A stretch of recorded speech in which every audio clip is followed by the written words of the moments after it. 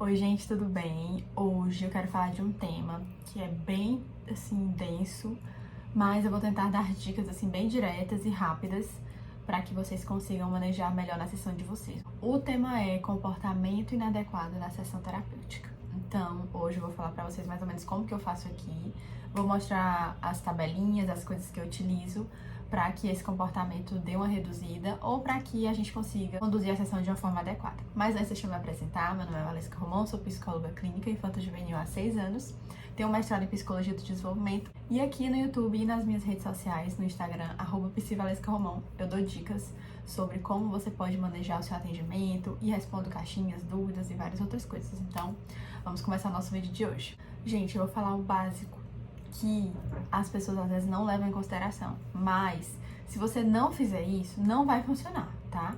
A primeira coisa, levante informações, faça uma análise funcional, entenda por quê, o que está motivando essa criança a se engajar nesse comportamento.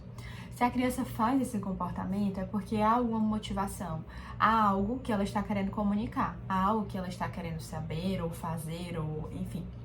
Então, você precisa entender o que é. Porque, dependendo da função, o seu comportamento vai mudar, certo? Então, essa é a primeira coisa. Você precisa entender o porquê a criança está fazendo aquilo. Normalmente, esse comportamento que aparece na sessão, o comportamento inadequado, ele também aparece fora da sessão, em outros contextos.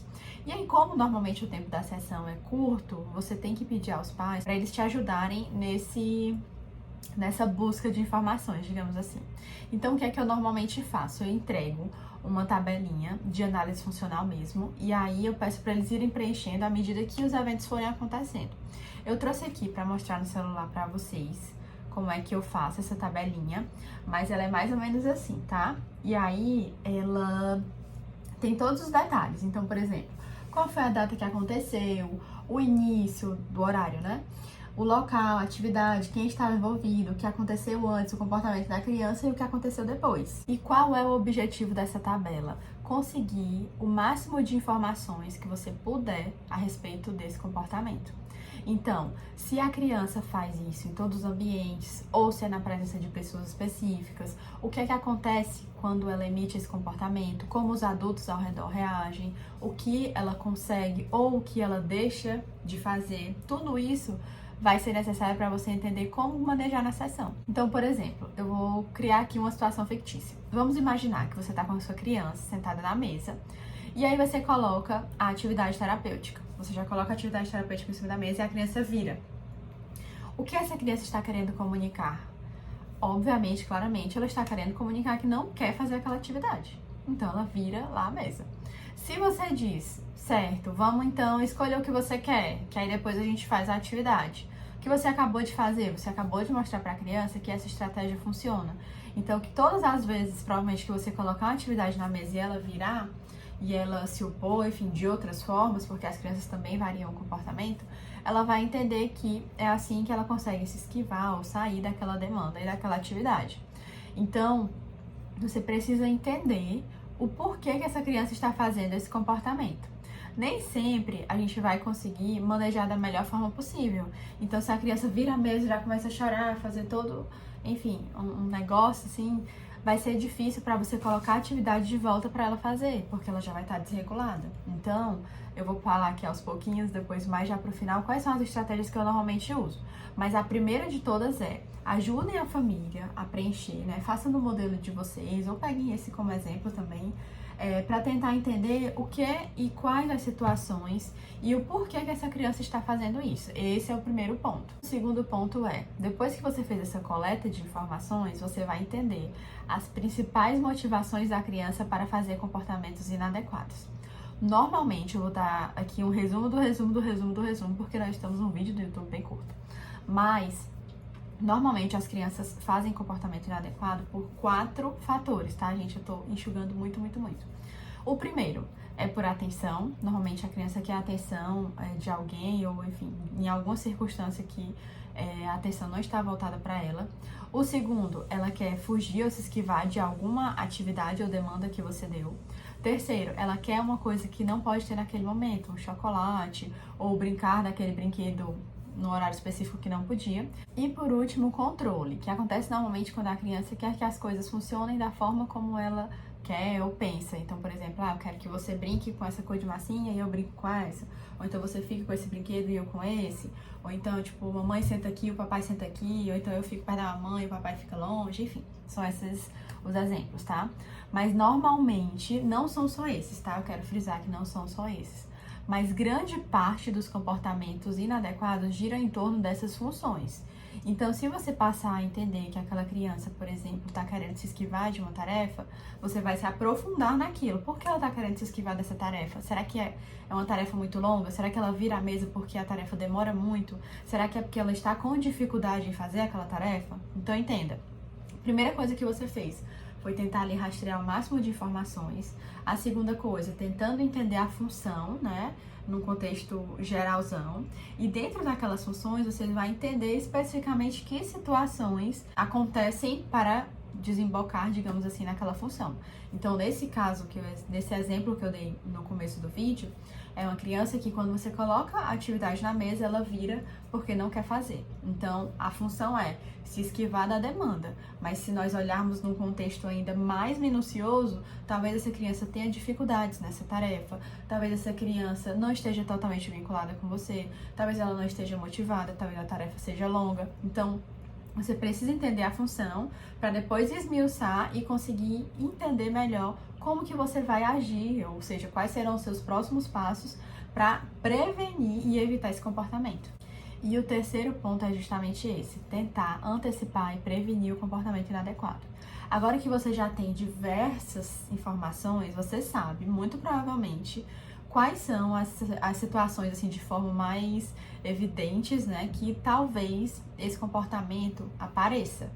Então, se é uma criança que todas as vezes que eu coloco a tarefa, ela vira a mesa, ela faz o inadequado, ela sai, provavelmente se eu colocar, ela vai virar, vai sair. Então, você vai começar a pensar em estratégias para antecipar e fazer com que aquela criança saiba o que vai acontecer. Então, por exemplo, uma coisa que eu faço muito, desde o primeiro atendimento, eu explico como é que funciona a terapia e eu digo, a tia Valesca vai escolher e depois você vai escolher. Só que, quando eu escolho, normalmente nas primeiras sessões, eu escolho uma coisa muito legal, que é muito próximo do que a criança ou já está fazendo, ou algo que ela gosta muito. Então, por exemplo, se é uma criança que está brincando de massinha, e eu digo, agora é a minha vez de escolher. Então, o que é que eu faço? Eu escolho um outro brinquedo de massinha também, que é pra já ir aproximando e fazendo com que ela entenda que as minhas escolhas também são legais. Ao longo das sessões, as minhas escolhas serão as atividades terapêuticas. Mas essa criança já está tão adaptada nessa questão de escolha, de troca de comandos, uma vez ela escolhe, outra vez eu escolho, ela vai estar mais receptiva, digamos assim, para aceitar o que eu vou colocar. E aí eu já chego, assim, toda com uma voz, uma entonação diferente, falando, olha o que eu preparei hoje, uma atividade. Aí eu mostro a atividade, né? Uma atividade muito legal, você vai adorar. Você vai preferir fazer com o quê? Com canetinha, com tinta, com lápis de cor, porque hoje a gente vai ter que fazer umas coisas aqui. Então, veja, é diferente de vamos fazer a nossa atividade de hoje, né? Para esse outro cenário que eu acabei de colocar, trazendo ludicidade, trazendo expectativa, trazendo motivação para a criança.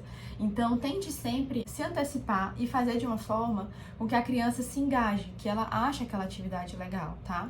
E isso vale para qualquer outro comportamento inadequado. Aqui a gente está falando de fuga, tá? Mas se, por exemplo, é uma criança que faz muita birra quando vê um chocolate em casa, ou quando vê um doce. Então, gente, tira o doce se essa criança não pode comer. Então, vamos mexer no ambiente, vamos nos antecipar para que ela não emita esses comportamentos. Ai, Valesca, essa é a única alternativa? Não. Mas nesse começo, evitar uma grande escalada de comportamentos inadequados é uma excelente solução.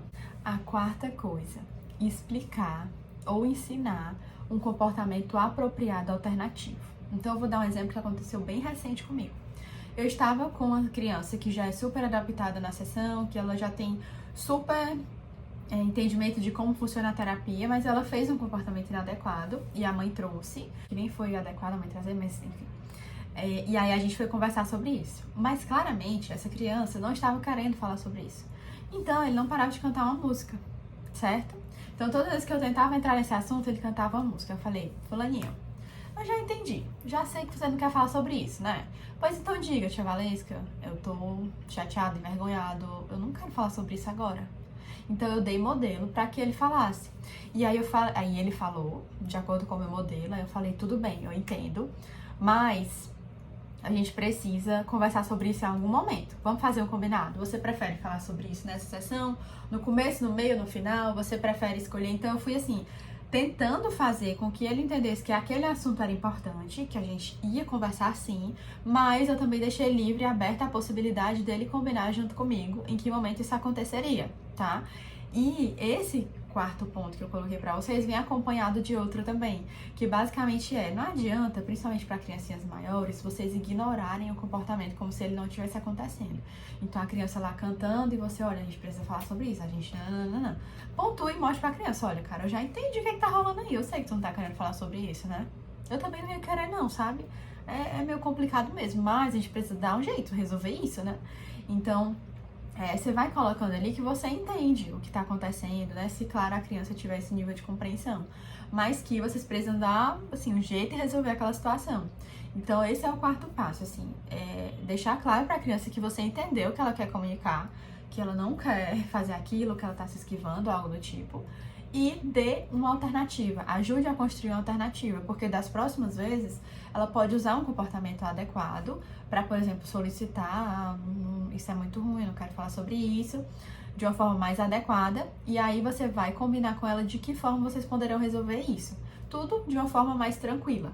Ponto número 5. Gente, se é uma criança que faz muitos comportamentos inadequados o tempo inteiro, tente colocar na balança para ela de alguma forma e mostrar que ela também faz comportamentos adequados e reforce isso. Vá colocando realmente na balança, assim, para ela e vendo que quando ela emite um comportamento adequado, ela também pode alcançar coisas maravilhosas, inclusive sua atenção, seu reforço, enfim. Então, é muito importante fazer isso. Eu tinha, assim, tenho pacientes que apresentavam comportamentos inadequados durante toda a sessão.